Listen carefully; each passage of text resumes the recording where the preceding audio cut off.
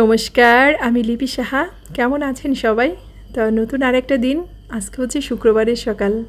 তো সকাল থেকে ভিডিওটা শুরু করতে পারিনি, দুপুর থেকে আপনাদের সাথে ভিডিওটা শুরু করলাম। তো দুপুরে রান্নাটা বসিয়ে দিয়েছি।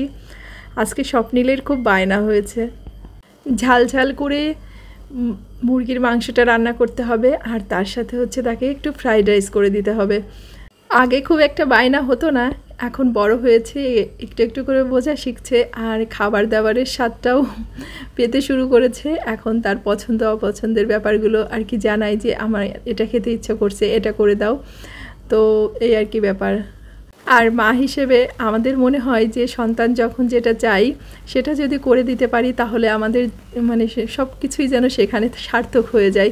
তো আমরা সবসময় চেষ্টা করি তাদের পছন্দ মতো আর কি খাবারটাকে দেওয়ার। তো এদিকে মাংসটা রান্না হয়ে গেছে, আর এদিকে হচ্ছে এই ফ্রাইড রাইসের জন্য একটু জল বসিয়ে দিয়েছি। জলটা খুব ভালো করে ফুটে গেছে, তো ভিতরে লং, দারচিনি, এলাচ এগুলো দিয়ে দিয়েছি। আর আজকের জন্য কী জন্য মনে হলো একটুখানি হলুদ দিই, তো একটুখানি হলুদ দিয়ে দিয়েছি, তো চালটা একটু যাতে কালার আসবে। তো এখানে চালটাকে 40-45 মিনিট মতো ভিজিয়ে রেখেছিলাম। তো এখন চালটাকে দিয়ে একটু ফুটিয়ে নিব, মানে 80% মতো চালটাকে সিদ্ধ করে নিব।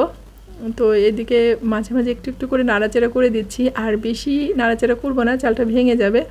আর একটু হলেই আর কি চালটাকে জল ঝরিয়ে নেব। তো চালটা অনেকটা ফুটে গেছে, মানে যতটা প্রয়োজন। তো এখন একটু জল ঝরিয়ে নিলাম, আর এই যে এখন ঠান্ডা করতে দেব। আর এদিকে একটু যে সবজি টবজি দরকার সেগুলো কেটে নিয়েছি। এখানে একটু পেঁয়াজ কেটে নিয়েছি, এখানে বরবটি কেটে নিয়েছি, আর একটু মরিচ দেব, তাই মরিচটাকেও ছোটো ছোটো করে কেটে নিয়েছি। আর ফ্রোজেন করা যে গাজরটা ছিল, তো সেটা বেরো করে নিয়েছি। আর আমরা তো বাঙালি, আমরা যে রান্নাটাই করি না কেন সব কিছুই যেন আমাদের নিজেদের মতো করে আমরা করে নিই। আর আমার কাছে মনে হয় রান্না যেমনই হোক, সেটা যদি স্বাদ হয় তাহলেই হলো। এত চাইনিজ বা এত থাই জাপানিজ রান্নার কোনো ব্যাপার নেই। তো রান্নাটা নিজের মতো করে সুন্দর করে করে যদি সেটা খেতে স্বাদ লাগে, তাহলেই আর কি সেটাই ভালো হয়। তো এদিকে হচ্ছে ডিমটাকে একটু ঝুড়ি ঝুড়ি করে আর কি যে ভেজে নিয়েছি। তো ডিমটাকে উঠিয়ে এই তেলের মধ্যেই আর কি সবজিটাকে দিয়ে দেব।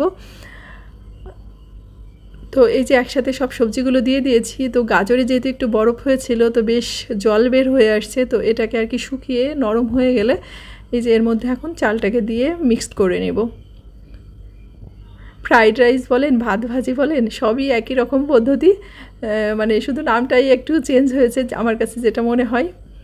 তো এটা হচ্ছে পোলাওর চালতে করেছি, মানে চিনি গুঁড়া চাল।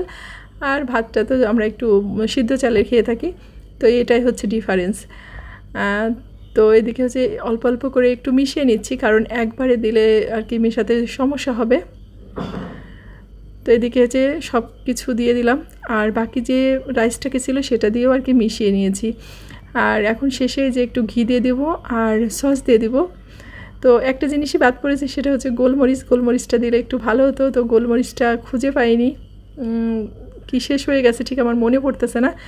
আর এখন এ পর্যায়ে যে একটু সয়া সস আর একটু টমেটো সস দিয়ে ভালো করে মিক্সড করে এটাকে একটু দমে দিয়ে দেব, তাহলে রান্নাটা শেষ হয়ে যায়। তো আমার কাছে এই ধরনের রান্নাগুলো করতে ভীষণ ভালো লাগে, কারণ এগুলোর মধ্যে খুব একটা ঝামেলা নেই, খুব চটজলদি মনে হয় যে রান্নাটা হয়ে যায়।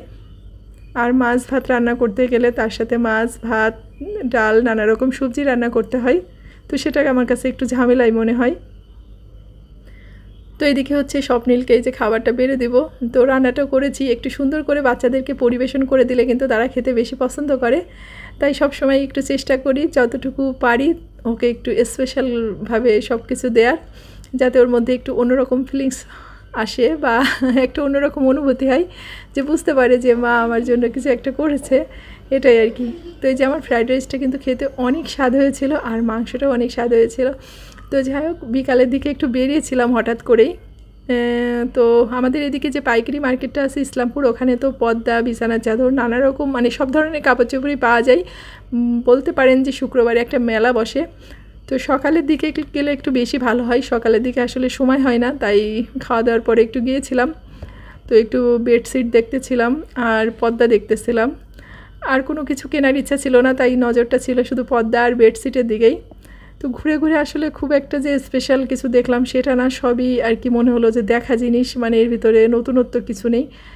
তাই আর কি কিনিনি, ওইভাবে দেখে আর কি চলে আসছিলাম বাসায়, কারণ পছন্দ হয়নি। তবে যে 2-1টা পছন্দ হয়েছিল সেটার দামগুলো ছিল অনেক বেশি। তো যাই হোক, এই যে এদিকে দেখেন এখানে গস কাপড় আছে, 3 পিস আছে, সব ধরনের আর কি কাপড় চোপড়ই পাওয়া যায়। তো এই যে বললাম না, ভীষণ ভিড় ছিল, মনে হচ্ছে যে খোলা দিনে যেরকম ভিড়টা হয় ঠিক একই রকম ভিড় থাকে বন্ধের দিনগুলোতেও। তো এখানে একটা পর্দা ভীষণ পছন্দ হয়েছিল, এই যে এটা হচ্ছে ড্রয়িং বা ডাইনিং রুমের জন্য। আর এই যে এটা হচ্ছে চায়না কাপড়ের পর্দা, এটা পার পিস চেয়েছিল 800 টাকা করে এক একটা, তবে এটার একটাই ছিল আর ছিল না। এটা খুব পছন্দ হয়েছিল আমার, এটা ছিল গোল্ডেন কালারের, আর এটা ছিল 800 টাকা দাম। আর এদিকে হচ্ছে মেরুন কালারের, এটা ছিল 900 টাকা করে। তো আমার কাছে মনে হলো যে অনেক বেশি দাম আর কি। তো যাই হোক, তারপরে একটু ঘোরাঘুরি করে তো বাসায় চলে এসেছিলাম, কোনো কিছুই কিনতে পারিনি। তো পূজার তো এখনও বেশ কিছুদিন দেরি, একটু ঘোরাঘুরি করে পরে দেখা যাবে আসলে কী নেব। তো যাই হোক, একটু 3 পিসও দেখতেছিলাম, কিন্তু ওই যে বললাম যে খুব একটা স্পেশাল কিছু নেই, সবই যেন মনে হয় যে দেখা জিনিস। তো এই আর কি ব্যাপার। তো আজকের ভিডিওটা এই পর্যন্তই। সবাই ভালো থাকবেন, সুস্থ থাকবেন, আর অবশ্যই সাবধানে থাকবেন। ভিডিওটা যদি কোথাও এতটুকু ভালো লেগে থাকে অবশ্যই একটা লাইক করবেন, কমেন্ট করবেন, বেশি ভালো লাগলে অবশ্যই একটু শেয়ার করে দেবেন। তো ভালো থাকবেন সবাই, আপনাদের সাথে দেখা হচ্ছে আমার নেক্সট ভিডিওতে।